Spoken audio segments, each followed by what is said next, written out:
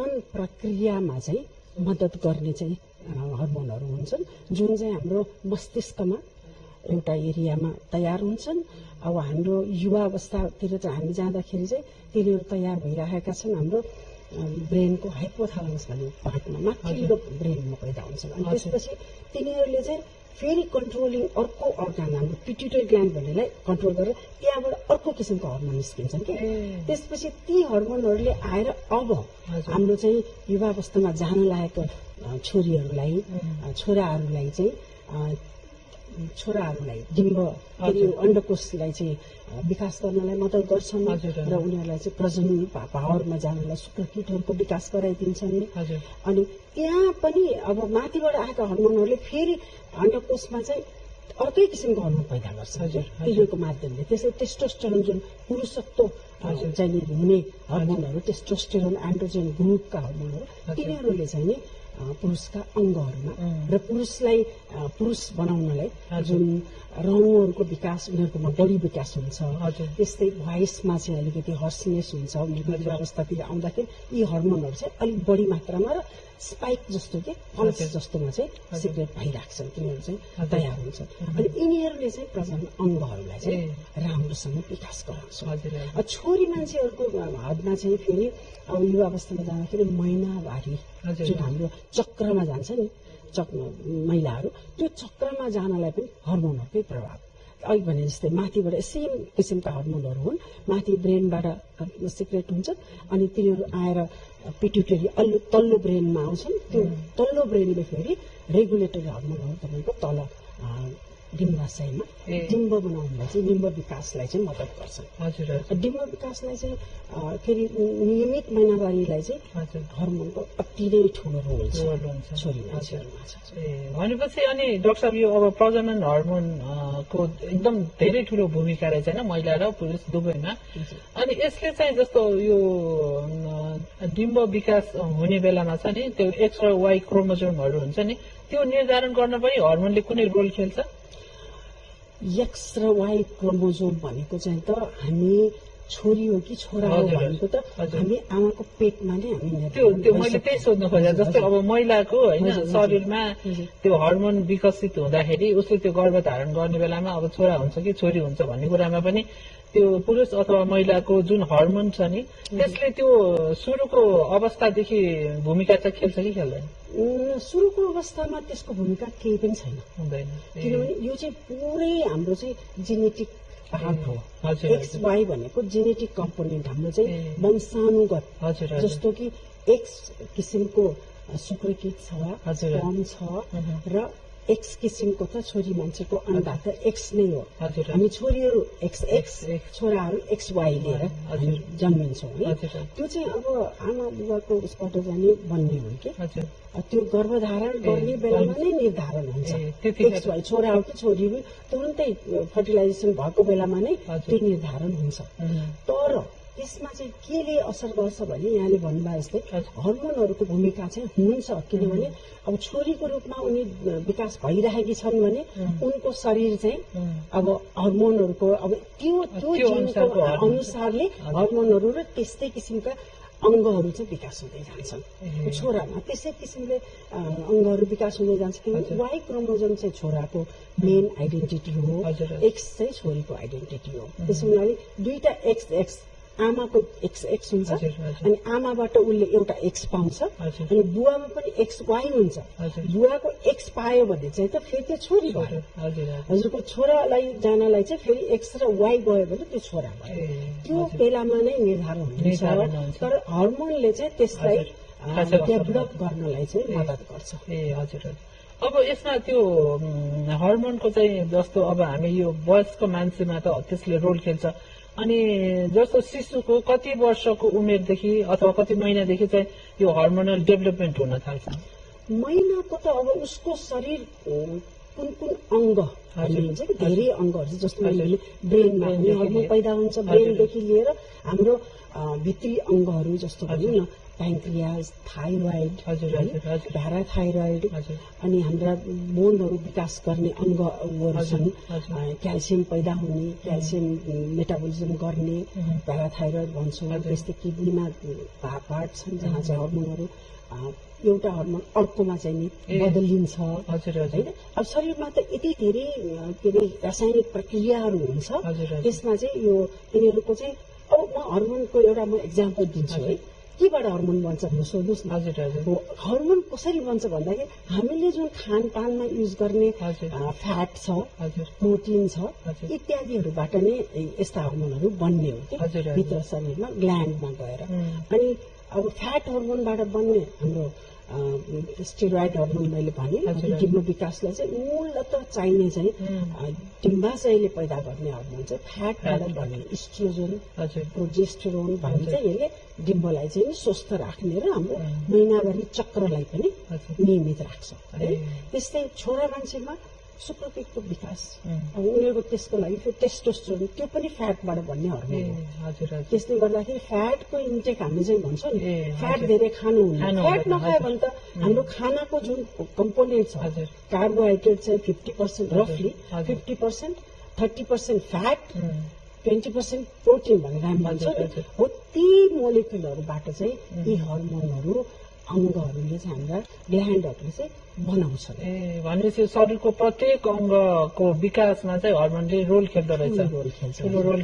विकास हुने क्रममा तपाईँको ग्रोथ हर्मोन, साना साना बाबुहरू नानीहरू बढ्दै क्रममा उनीहरूको ग्रोथ हर्मोनको धेरै ठुलो सर्टेन एज पछि चाहिँ त्यो रोकिन्छ। हजुर, त्यो फेरि एउटा एजमा गएर उनीहरूको चाहिँ ग्रोथ भइसकेपछि त्यो ग्रोथ प्लेटहरू चाहिँ बोन्सको चाहिँ बढ्ने क्रम चाहिँ त्यहाँ रोकिन्छ। भनेपछि यो अब हरेक अङ्गको लागि हर्मोन जरुरी रहेछ। अब त्यो हर्मोन बन्नको लागि चाहिँ खानेकुरा जरुरी रहेछ होइन। हजुरले भन्नुभयो जस्तो अहिले चाहिँ मानिसहरू मोटाइन्छ भनेर होइन, विभिन्न रोग लाग्ने हो कि भनेर डरले फ्याट चाहिँ खान एकदम डराउँछ नि होइन। अब कसरी यसलाई चाहिँ अब हामीले सन्तुलनमा ल्याउने त डाक्टर साहब? जस्तो फ्याट खाँदाखेरि मोटाउने कुरा तथ्य एकातिर छ भने त्यही फ्याट चाहिँ शरीरको विभिन्न विकासका लागि पनि आवश्यक रहेछ। भनेपछि हामीले कस्ता खालका खानेकुरा खाने ताकि राम्रो हर्मोनहरू चाहिँ डेभलप होस् र शरीर पनि धेरै नमोटाओस्? अब सबभन्दा पहिला त स्वस्थकर खाना खाने।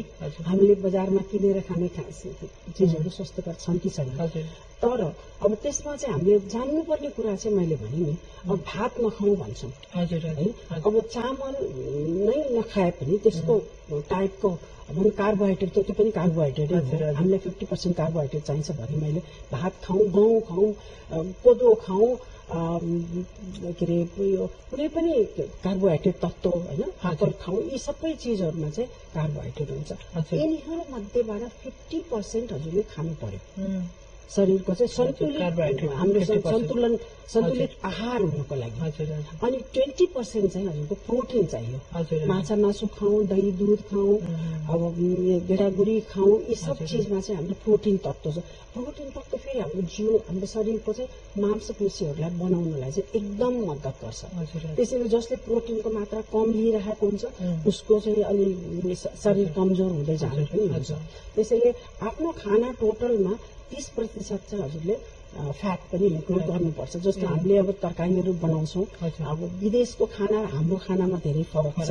विदेशमा उनीहरूले बल्क खानामा नै अब फ्याटमा बटर खान्छन्, चिज खान्छन् है, यस्ता चिजहरू नियमित नै खान्छन् र त्यो सन्तुलित रूपमा पुगिरहेको हुन्छ। अब हामी कहाँ विभिन्न किसिमका तेलहरू आउँछन्, घिउहरू आउँछन् होइन, अब तिनीहरू कतिको प्रशोधित छन् त्यो पनि थाहा हुँदैन। त्यसैले शुद्ध राम्रो 30% जति हामीले चाहिँ तेलहरू खाइराख्नु नै पर्ने हुन्छ हामीलाई चाहिँ हाम्रो शरीर विकासको लागि। भनेपछि फ्याटलाई पनि टोटली अभोइड चाहिँ गर्नु मिल्दैन। हामीले कतिखेर हामीले एभोइड गर्नुपर्छ भने यदि हाम्रो वजन चाहिँ अब हाइट र वेटको चाहिँ नि कुरा नमिलिरहेको अवस्था छ। जस्तो भनौँ हजुर त्यो बिएमआई चाहिँ हजुरको बढेर गएको अवस्थामा चाहिँ हामीलाई मेटाबोलिक रोगहरू खानपानबाट डिस्टर्ब हुने रोगहरू लाग्न सक्छ होइन। तिनीहरूमध्ये अब धेरै वेट वजन बढीको एउटा कारणै भयो होइन।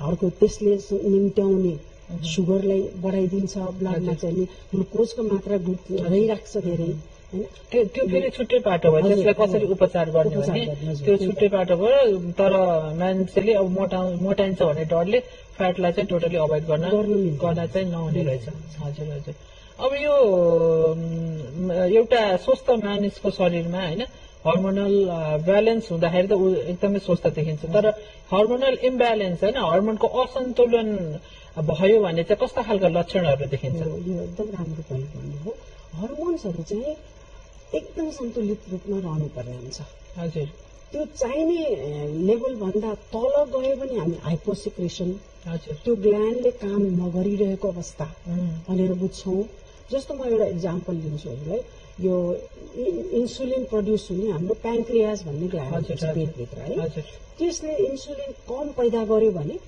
ग्लुकोज चाहिँ हजुरको पच्दैन ग्लुकोजलाई उसले के गर्छ ग्लुकोजको मोलिकुलहरू लिएर त्यसलाई थुप्रो ग्लुकोज मिलाएर एउटा ग्लाइकोजेन भन्ने मोलिकुल चाहिँ लगेर लिभरमा स्टोर गरिदिन्छ अनि हामी भोकै भएको बेला ग्लाइकोजेन ब्रेकडाउन भएर अर्को हर्मोनले त्यसलाई काम गरेर ग्लुकागोन भन्ने त्यसले चाहिँ त्यो फेरि ब्रेकडाउन गरेर हामीलाई भोक लागेको बेलामा चाहिँ त्यसले चाहिँ ग्लुकोज है त्यस्तै कम मात्रामा त्यो हुँदाखेरि त के हुने रहेछ त हाम्रो ग्लुकोज नपच्ने हामी डायबेटिक हुने रहेछौँ लामो समय भइराख्यो भने चाहिँ त्यस्तै हाइपर सिक्रेसन भनेको हामीले जस्तो कुनै पनि चिज बढी मात्रामा हुनु पनि राम्रो होइन जस्तो म मेनोपोज हुने बेलाको महिलाहरूमा अब हामीले डिम्ब बनाउने हर्मोन त हामीले अघि कुरा गर्यो डिम्ब विकास हुने हर्मोन प्रजनन हर्मोनहरू तिनीहरू चाहिने भन्दा बढी मात्रामा पैदा हुन थाल्छ एफएसएच एलएच भने दुईटा डिम्ब विकास गराउने र डिम्ब फुटाउने हामीलाई चाहिँ जुन एकदम राम्रो महिलाहरू चाहिँ युवतीहरू चाहिँ बनाउनलाई मद्दत गर्ने हर्मोन अब हाम्रो उमेर गइसकेपछि मेनोपजको टाइममा तिनीहरू बढी हुँदाखेरि फेरि डिम्ब विकास हुँदैन त्यो चाहिँ नर्मल प्रोसेस हो हाइपर सिक्रेसन हुने बढी विकास हुने त्यो चाहिँ नर्मल उमेरका केटीहरूलाई चाहिँ फेरि त्यस्तै डिम्ब विकास रोकिदिन्छ मैले भनेको एक्जाम्पल पिसिओडीमा हाइपर सिक्रेसन हुन्छ हामीलाई नचाहिने हर्मोनहरू हाइपर सिक्रेसन हुन्छ जस्तो त्यसले गरेर हामी छोरा मान्छेको जस्तो हर्मोन चाहिँ बढी बनाइरहेको हुन्छ जस्तो एन्ड्रोजेन टेस्टोस्टेरोन चाहिँ हामी बढी बनाइरहेको हुन्छ अनि हाम्रो शरीरमा रौँहरूको प्रचुर विकास हुने छाला भोइस चेन्ज हुने छाला कडा हुँदै जाने त्यो ओभर सिक्रेसन चाहिँ केले गर्दा हुन्छ डाक्टर त्यो पनि हर्मोन इम्ब्यालेन्स नै त्यो इम्ब्यालेन्स चाहिँ किन हुन्छ हाम्रो खानपान नै हजुर हामी कहाँनिर त्यो एउटा बिगार्छौँ त्यहाँनिरबाट पहिले त यस्तो खालको समस्या देखिँदैन थियो युवतीहरूमा यो पिसिओडी पिसिओएस जस्ता समस्या अहिले आधुनिक युगमा चाहिँ धेरै महिलाहरूमा यो देखिन्छ र उहाँहरू आफै उहाँहरूलाई पनि थाहा हुन्छ कि एकजना योभन्दा अगाडि डाक्टरले भन्नुभएको थियो अहिले त भर्खरका युवतीहरू मलाई पिसिओडी छ डाक्टर भन्दै आउनुहुन्छ भनेपछि यति कमन भइसकेको छ यो होइन यो यसको एउटा ग्रुप छ वंशानुगत मम्मीलाई पनि थियो महिनावारी दिदी बहिनीलाई कसैलाई हुने अथवा मामा माइजूपट्टिबाट आउँदैन मामावालीबाट अनि सानीमापट्टिबाट पनि आउँछ फुपूबाट पनि आउँछ त्यसै गरी त्यो वंशानुगत एउटा छ कस्तो खालको खानपानले चाहिँ यो रोल खेल्दो रहेछ जस्तो पिसिओडीमा हजुर पिसिओडीमा त हजुरको यो पोलिसिस्टिक ओभेरी सिन्ड्रोम भन्छौँ हामीले त्यसमा चाहिँ डिम्ब विकास नहुने राम्रो डिम्ब विकास नहुने मसिना साना साना फोकाहरू बन्ने अनि अधकल्चो बन्ने अनि त्यसमा चाहिँ पूर्ण परिपक्व डिम्ब नबन्ने अनि त्यसले गर्दाखेरि डिम्ब राम्रो परिपक्व नभएपछि त छोटो केटीले भेट्ने कुरा भएन अनि सन्तान उत्पादनलाई असर पर्ने सन्तान हुन जान्छ मैले त्यही सोध्न खोजेको जस्तो यो विगतका दिनमा यस्तो खालको समस्या त्यति देखिँदैन थियो होइन अहिले चाहिँ कस्ता खालका खानपान युवतीहरूले यो उनीहरूले चाहिँ सेवन गरेर चाहिँ यो समस्या देखिएको लाइफस्टाइल अहिलेको लाइफस्टाइल नै हाम्रो अचम्मको छ खानपान सबै पाइन्छ बजारमा बजारहरू धेरै खाइन्छ हामी त्यसमा चिल्लोहरू धेरै खाइन्छ अनि त्यसले गर्दाखेरि हामी हिँडडुल कम गर्छौँ व्यायामहरू एकदम कम गर्छौँ अनि त्यसले गरेर चाहिँ शरीरमा मोटोपन बढ्दै जान्छ शरीरमा मोटोपन हुनु भनेको फ्याट चाहिँ नि नचाहिने ठाउँमा डिपोजिट भइरहेको छ अब त्यो फ्याटको के काम भने त्यसले चाहिँ भएका नर्मल काम गर्ने हर्मोनहरू पनि त्यही फ्याटमा गएर चाहिँ तिनीहरू एक्युमुलेट बस्छ। त्यसले गरेर चाहिने ठाउँमा हाम्रो डिम्बर साइडमा चाहिँ पिरियडको असर पर्दैन। जुन ठाउँमा आवश्यक छ त्यहाँ हर्मोन भएन, अनावश्यक ठाउँमा गएर थुप्रियो पिरियड थुप्रियो। त्यसले गर्दाखेरि अब धेरै नै एक्सेसै वेट भएर गयो भने त उनीहरूलाई अरू रोगहरू पनि लाग्न थाल्छ। ब्लड प्रेसर बढ्ने, सुगर बढ्ने, त्यो कोलेस्ट्रोलहरू बढ्ने। त्यसले गर्दा उनीहरू मेटाबोलिक डिजिज भन्ने एउटा अर्को डेन्जरस लाइन जस्तो हार्ट एट्याक हुने, जस्तो अनटाइमली जति अहिले हामीले देखिरहेछौँ नि 30 वर्षको महिलाहरू लिएर आउँछन् गङ्गालालमा हार्ट एट्याक भएर 30 वर्ष पनि नपुगेका केटाहरू हुन्छन् हार्ट एट्याक भएका। त्यसरी यो खानपान र लाइफस्टाइल जुन छ नि हामीले चाहिँ एकदम अनहेल्दी लाइफस्टाइल जसले अप्नाइरहेको छ उनीहरूमा, प्लस अब जेनेटिक तत्त्व पनि छ। अब त्यहीबाट चाहिँ जिनले पनि गरिरहेको छ भने उनीहरू चाहिँ अति धेरै नै छिटो शिकार हुन्छन् यो रोगको। भनेपछि यो यसले चाहिँ अब जस्तो प्रजनन स्वास्थ्यमा चाहिँ यसले डाइरेक्ट असर गर्ने रहेछ भन्ने बुझ्नु पर्यो। अब हिजो आज अलिकति यो प्रजनन स्वास्थ्यका बारेमा पनि होइन समस्याहरू धेरै नै छन् भनेर भनिन्छ होइन। कतिपय त्यो दम्पतिहरूलाई चाहिँ सन्तान उत्पादन गर्नलाई पनि यही हर्मोनले चाहिँ नेगेटिभ रोल खेलेरै हो त डाक्टर साहब? हो नि। अब केही हदसम्म चाहिँ हामीले आफूले खानपानमा ध्यान नदिएको पनि हो। हजुर हजुर। मैले अघि भने नि सन्तुलित आहार जब हुँदैन मैले भने त्यही कोलेस्ट्रोल हामीले अन्डा खान छोड्यौँ। हजुर हजुर। अन्डामा के पाउँछ त? त्यो बाहिरको कभर बोइल गरेको अन्डालाई बाहिरको cover is protein, albumin protein हो। हजुर। Pure protein. भित्रको त्यो पहेँलो त कोलेस्ट्रोल हो नि। हजुर। है त्यही युनिटबाट चाहिँ हामी यो चाहिँ इस्ट्रोजन कुरा निस्किहाल्यो होइन। रसमा व्यापक कन्फ्युजन छ। जस्तै हजुरले भन्नुभयो अन्डाको पहेँलो भागमा कोलेस्ट्रोल हुन्छ होइन, यसले चाहिँ अब हर्मोन ब्यालेन्स गर्नलाई सहयोग पुर्याउँछ भनेर। तर जति मानिसहरू जस्तो बिरामीहरू जसको चाहिँ कोलेस्ट्रोल बढेको हुन्छ उहाँको सम्बन्धित डाक्टरहरूले चाहिँ अब तपाईँ चाहिँ अब अन्डाको पहेँलो नखानु है यसले कोलेस्ट्रोल बढाउँछ भनेर रोकिदिनुहुन्छ होइन। यसले गर्दाखेरि त अनि यता फेरि हर्मोनल इम्ब्यालेन्स हुन जान्छ होला नि त। अब यसलाई कसरी लिने, कसलाई रोक्ने भन्ने कुरा छ कि। हजुर। अब उहाँको वेट चाहिँ नि हामीले बिएमआई गएर चाहिँ हजुरको 30 अबभ भइरहेको छ। हजुर। भने त उहाँलाई मैले अघि भने मेटाबोलिक रोगमा चाहिँ उहाँ शिकार भइसक्नु भएको छ है। 35 बिएमआई भएको चाहिँ महिलाले चाहिँ कोलेस्ट्रोल खानुभयो, अन्डा डेली खानुभयो भने त उहाँ चाहिँ हार्ट एट्याकको पेसेन्ट हो। त्यसैले गरेर हामीले कसलाई चाहिँ भने नि यो हर्मोन कम भए पनि हुँदैन, बढी भए पनि हुँदैन। किनभने कम भएका महिलाहरूलाई त्यसको नितान्त आवश्यक छ। यहाँ डिम्ब विकासै हुँदैन। एकदम दुब्लो पातलो बहिनीहरू पनि पिसिओसको शिकार हुनुहुन्छ। त्यहाँ पिसिओस अब जेनेटिक आएको हो कि अथवा उहाँहरूको खानपानै नपुगेर हो कि हर्मोनै तयार नभएको हो कि त्यसले गर्दा डिम्ब विकास उहाँहरूमा पनि हुँदैन। पिसिओडी उहाँलाई नै त्यस्तै नै रूपमा पिसिओडी हुन्छ। उहाँहरूलाई त अझ उपचार गर्दाखेरि कम्प्लिकेसन धेरै आउँछ।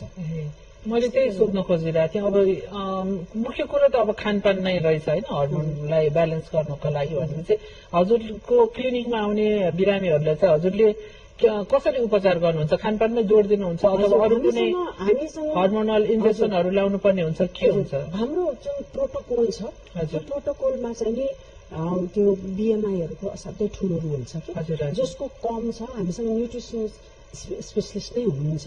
हाम्रो पिएचडी गर्नुभएको पुष्पा आचार्य हुनुहुन्छ। उहाँले चाहिँ यो डायटको सम्बन्धी सबै चाहिँ उहाँहरूले चाहिँ हेर्नुहुन्छ, त्यसको हेरिदिनुहुन्छ र कति खाने सबै चार्ट बनाएर उहाँहरूले पेसेन्टहरूलाई चाहिँ दिने गरिन्छ। यो धेरै ठुलो कुरा हो। यो हामी हर्मोन विशेषज्ञको लागि यो डायटको धेरै रोल छ। भनेपछि यदि कसैलाई अब हर्मोनल इम्ब्यालेन्स छ होइन असन्तुलन भएको छ भने थाहा भयो भने उहाँहरू चाहिँ हजुर जस्तो अब हर्मोन विशेषज्ञकोमा जाने हो कि डाइटिसियनकोमा जाने हो त? हर्मोनको इम्ब्यालेन्स हुँदाखेरि त पहिला हामी कहाँ आउनु पर्यो। हजुर। अनि हामीले कुन कुन हर्मोन चाहिँ के रूपमा भइरहेको छ र उहाँको समस्या के हो त्यो हेरेर अनि बिएमआई हेरेर अनि हामीले उहाँलाई हर्मोनकै यहाँले भन्नुभयो जस्तै औषधिहरू दिएर इन्जेक्सनहरू दिएर चाहिँ बढाउनु पर्ने अवस्था छ भने हामी हर्मोनकै ट्रिटमेन्टमा लैजान्छौँ। अनि त्यसले चाहिँ त्यतातिर करेक्ट गर्छ।